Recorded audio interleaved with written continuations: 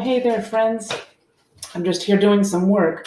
I've actually been working here for a while, and I was starting to get frustrated. This work I'm doing is so hard. Then I started to worry that I'm never, ever going to be able to get this work done. Have you ever felt this way?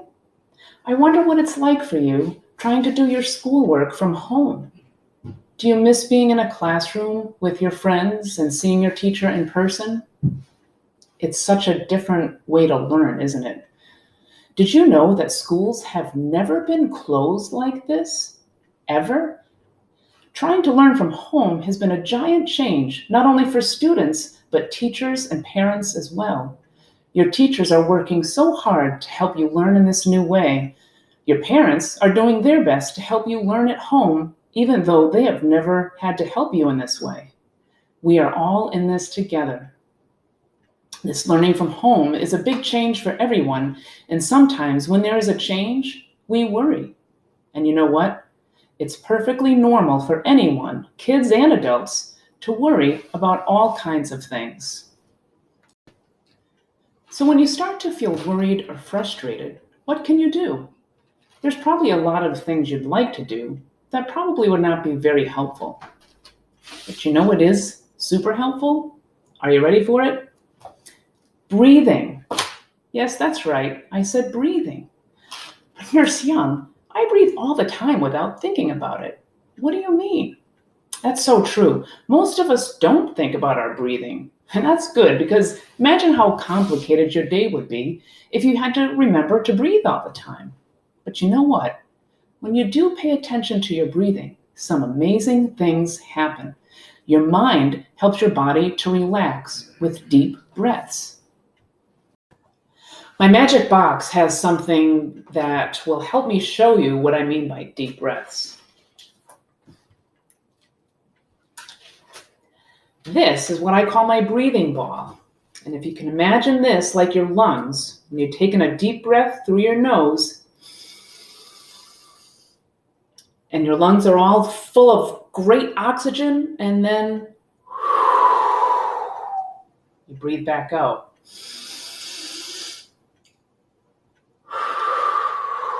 Pretty neat, isn't it? So your mind and your body are very closely connected. For instance, if your brain notices danger, it quickly prepares your body to stay safe from that danger. This is called the fight or flight response. If you see a bear coming your way, your amazing brain gets your body ready to run. It does this by sending signals to make your breathing go faster, your heart beats faster, and even your muscles tense up to get you ready to run if necessary. This all happens very quickly, like the flip of a switch, and it's a brilliant way to protect you from harm. You see, your brain always wants to protect you. It will flip that switch on anytime it thinks there might be danger. But sometimes your brain can't tell the difference between a tiny problem and something that might hurt you, like a bear. This is when your brain is working too hard to protect you. It turns on the switch for fight or flight response, and you feel a change in your heartbeat, breathing, and your muscles. But when there is no danger to run from, these changes in your body can wear you out and make you feel anxious, worried. But you can be the boss of your brain and turn this switch off. How can you do this? Flip the switch by breathing strong, deep breaths. When your breathing slows down and your muscles stop feeling tense and your heartbeat slows down, we call this the relaxation response. Deep breathing helps us flip the switch to the relaxation response and makes the fight or flight response go away. When you take slow, deep breaths, your body learns how to relax. So it's important to use your belly when you're doing deep breathing. So if you look at this ball and imagine your belly, you're going to breathe in. Your belly should be expanding just like this ball. And then your belly contracts. And then you breathe in. Your belly and your lungs full. Then you breathe out through your mouth.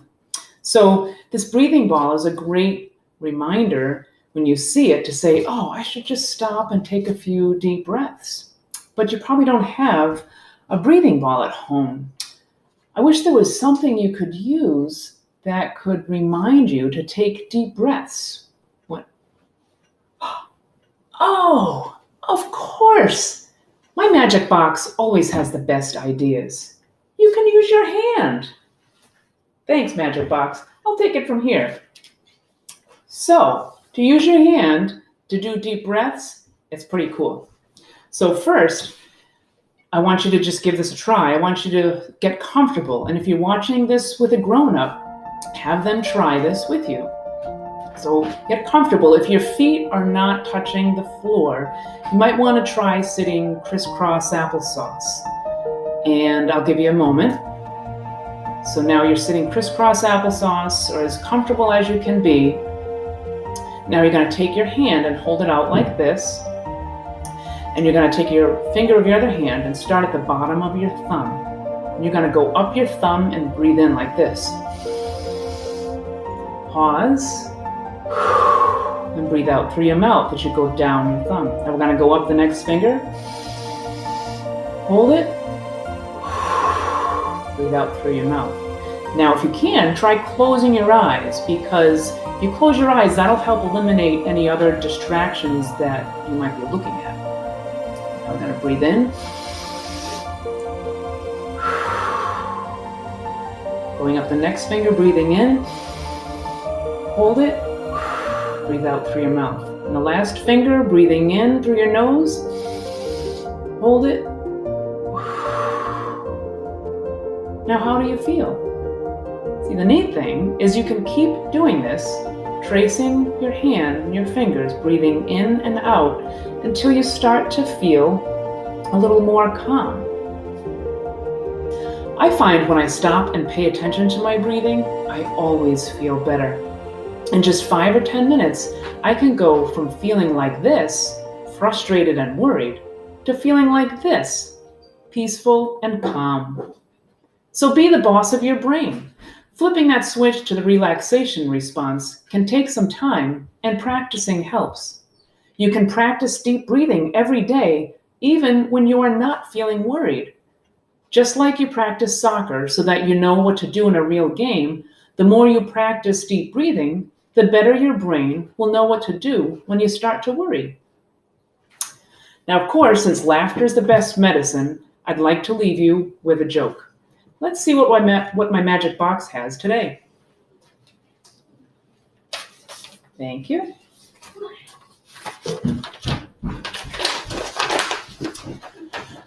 A chicken marches into the library, walks up to the library desk, and says, "Book, book, book." The librarian hands over a couple of slim children's paperbacks and watches the chicken as it leaves the library, walks across the street, through a field, and disappears down the hill. Next day, the chicken is back, walks right up to the librarian, drops the books on her desk, and says, "Book, book, book, book." The librarian hands over a few books and again watches the chicken drag them away. This time, once the chicken is out the door, the librarian decides to follow, across the street, through a field, and down the hill to a small pond. On a rock, on the edge of the pond is the biggest frog the librarian has ever seen. The frog hops over, uses the front leg to push through the pile, and says, "Read it, read it, read it." So remember, if you are having a hard time or feeling yourself starting to worry, remember to stop, take 5, and take strong, deep breaths.